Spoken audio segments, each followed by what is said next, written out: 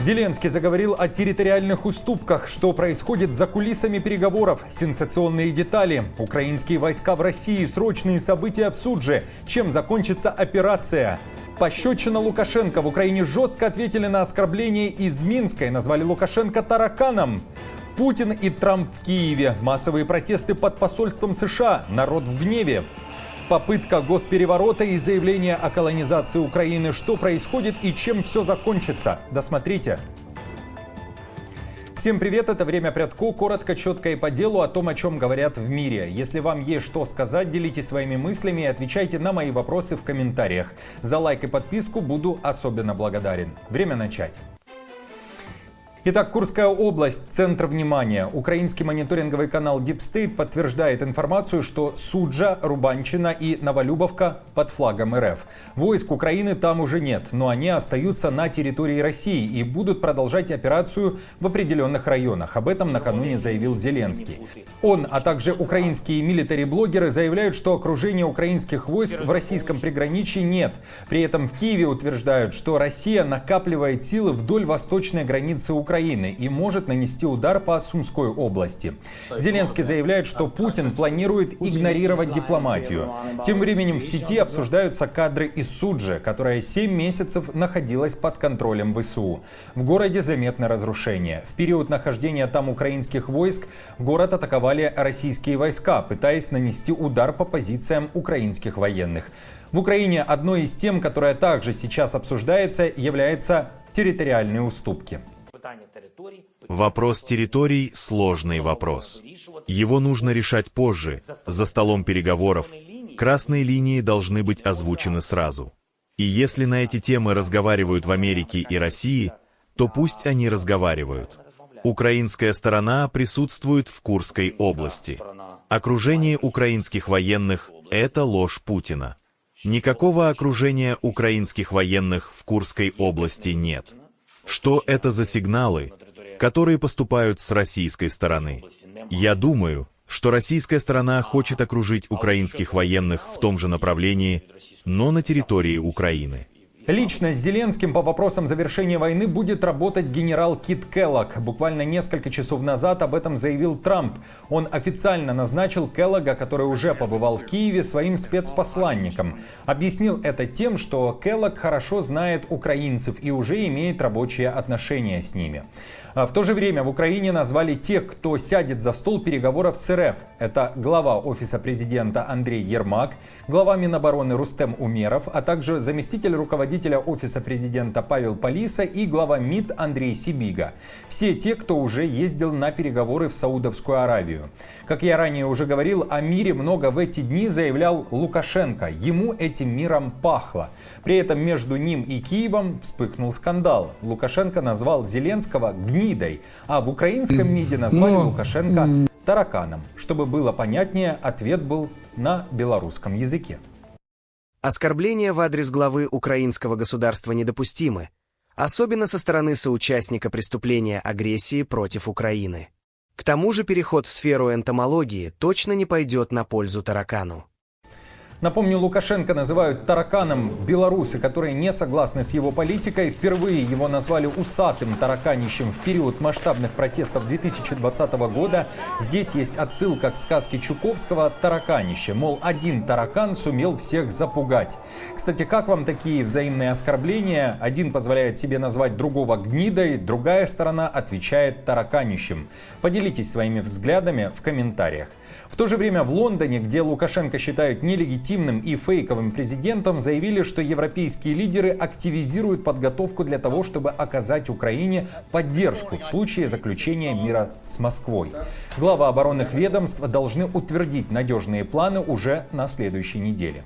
Наши военные встретятся в четверг на этой неделе здесь, в Великобритании, чтобы разработать четкие и надежные планы по поддержке мирного соглашения и обеспечению будущей безопасности Украины. Президент Трамп предложил Путину путь к прочному миру. Теперь мы должны сделать это реальностью. Сейчас настал момент продолжать движение к результату, которого мы добиваемся. Положить конец убийствам. Это должен быть справедливый и прочный мир в Украине и долгосрочная безопасность для всех нас. А Трамп и Путин поцеловались в Киеве под зданием посольства Америки. Там прошел очередной протест украинцев, которые выступают против политики нынешней администрации Трампа. Митингующие, среди которых были американцы, заявили, что Трамп ставит Россию на первое место. Кроме того, республиканец забыл об американских ценностях – демократии, свободе и справедливости. Так ли это? Как считаете? Напишите ответ в комментариях. Не забудьте подписаться, поставить лайк и колокольчик, чтобы мы не потеряли друг друга. Спасибо. Орбан собирается бороться с иноагентами. Венгерский политик, который активно поддерживает связь с Путиным, угрожает СМИ внутри страны и говорит о колонизации Украины Евросоюзом. На митинге в Будапеште он пообещал разобраться с журналистами, политиками и неправительственными организациями, которые якобы получают деньги из-за рубежа. По его словам, США и ЕС платят теневой армии, чтобы влиять на Венгрию. Он также заявил, что Украина не должна быть в ЕС, хотя, напомню, ранее Орбан был не против членства Украины в Евросоюзе.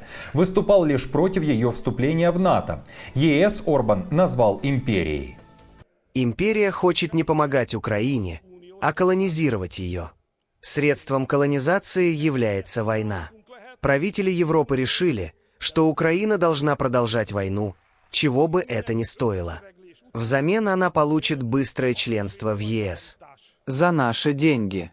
Мы можем ответить только одно – союз, но без Украины.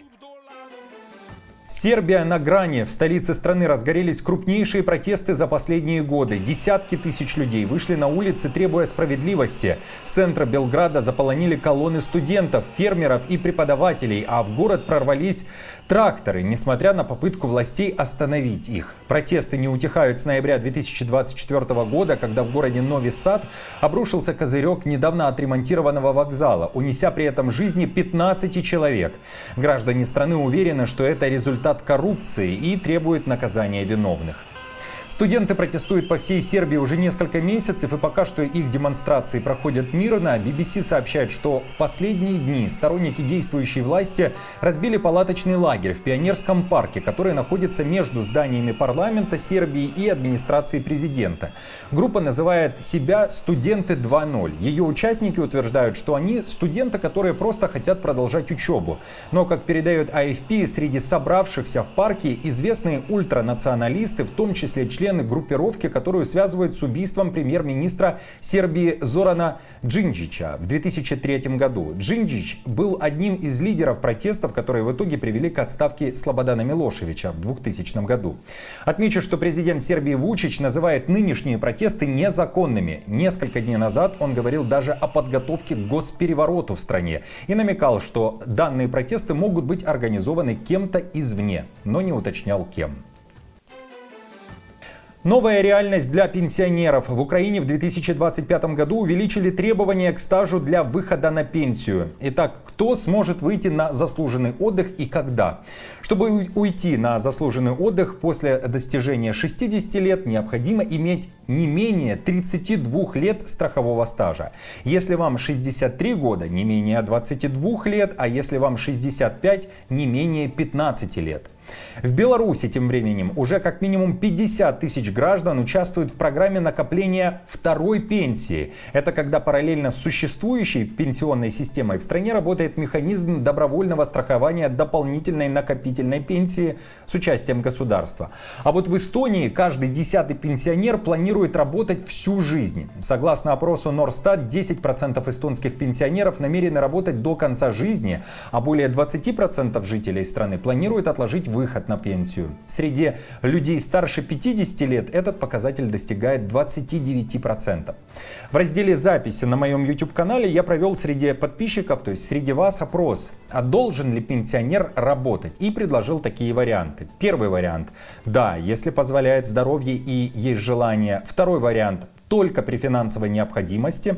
Третий вариант – нет, пенсионеры должны отдыхать. Четвертый вариант – каждый должен решать сам.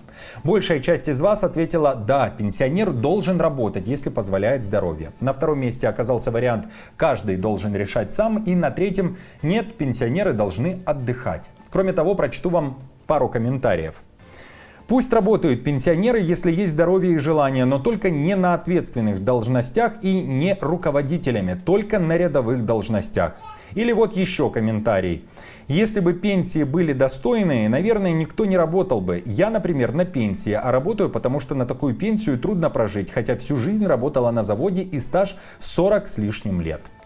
Кто-то также считает, что подработка и общение на пенсии в коллективе – это отличный бонус. А вы как считаете? Напишите свои варианты в комментариях под видео. Новости за неделю собраны в плейлист, переходите и смотрите. Если хотите, чтобы это видео увидело больше людей, поставьте лайк. А если у вас есть возможность поддержать канал, в описании есть информация о том, как это сделать. До встречи!